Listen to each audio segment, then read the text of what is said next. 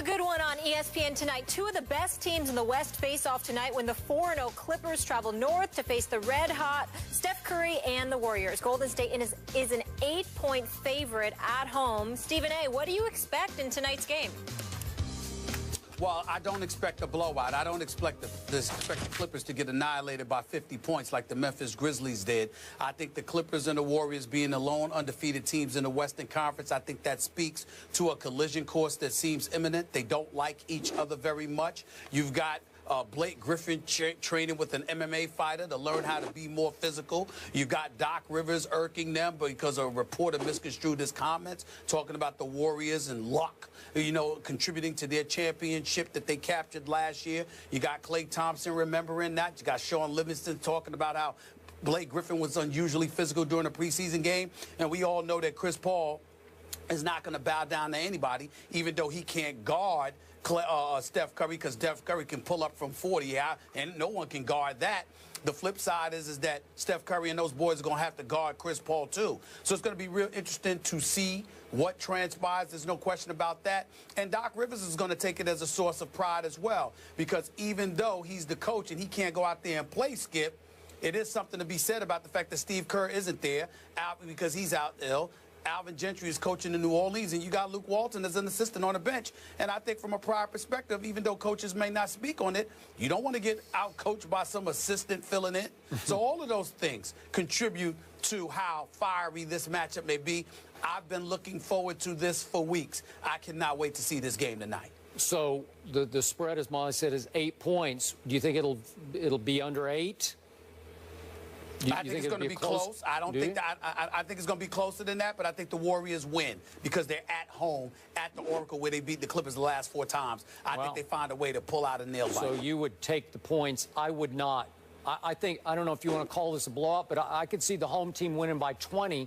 And the reason I don't call it a blowout is they just, as you point out, they just blew out Memphis by 50. They have won their first 4 games by a combined 100 points. So they're winning by an average of 20, and I think it's at home. It would be average for them to win by 20, even against a Clippers team I have high respect for.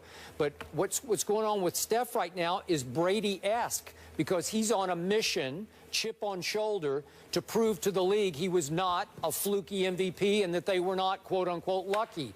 And I don't think I misconstrued what Doc said. I think he was stating a fact. They got a lot of breaks because every point guard they played got hurt.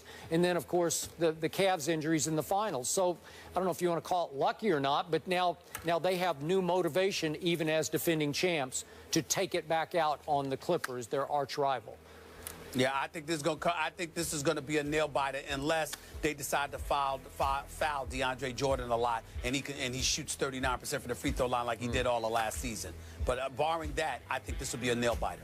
Knicks, Cavs, Clippers, Warriors tonight on ESPN. Larry Fitzgerald is with us tomorrow, and thank you to Ja Rule. Announced this morning that quarterback Johnny Manziel will start tomorrow on the road against the undefeated Bengals. Brown starter Josh McCown is dealing with a painful rib injury that he suffered Sunday versus the Cardinals. Manziel made his NFL debut last December against the Bengals, throwing 2 interceptions in a 30-0 loss. Stephen A., what do you expect from Manziel on Thursday night? Not much, to be quite honest with you, but I'm not saying that to, point the finger at him. I just don't think that he has a lot to work with. You're talking about Johnny Manziel going up against the Bengals, a Bengals team that is undefeated, that is clearly superior to the Cleveland Browns, a team that when Johnny Manziel had his starting debut in the NFL, beat up on Johnny Manziel 30-0, had him 10 for 18 for 80 yards. They literally generated a grand total of 107 yards. That's how anemic Cleveland's offense was. They were completely dominant. Now, Johnny Manziel, admittedly, was not prepared. Ultimately, he revealed that he had some issues. Ultimately, he had to go to a rehabilitation center in the offseason. He comes back this year. He's been average. I mean, he wasn't god-awful. I think we have to take that into consideration. Clearly, there's been some improvement in the games that he has played this year. You know, he's completing, you know, more than 50% of his passes. He didn't look god-awful. He had 3 touchdowns, just 1 interception. He made some plays when he's been in the lineup this year. So certainly, I expect that he might have some bright moments. But is it going to really resonate to the point where he's going to have a profound impact on the outcome? Absolutely not. I think he's going against a superior team. He's devoid of the requisite weapons. And as a result, the Cleveland Browns will fall yet again. But it won't be because of Johnny Manziel. It will be because collectively, as a team, they're simply not good enough to beat the Cincinnati Bengals. Unless the Cincinnati Bengals, of course, take the night off. You know, I'm with you. He has been average this year. I'm going to, again, disqualify myself, Stephen A. As you know, I used to be Johnny's biggest fan. I used to try to drive his bandwagon. Now I'm off the bandwagon, and I still root for him. Heck, I have even prayed for him. But now that he has clearly fallen off the wagon, as in he has started drinking again, it's just hard on me to do anything but give him tough love at this point, because now I don't really care about his on the field. I only care about him off the field. And clearly he is still having issues. And then once he came close to hitting bottom in that highly suspicious incident in the car he was driving with the passenger, his live-in girlfriend, and we all remember the dash cam police audio in which we could hear the young lady saying he hit her a couple of times and that she, quote unquote, feared for her life.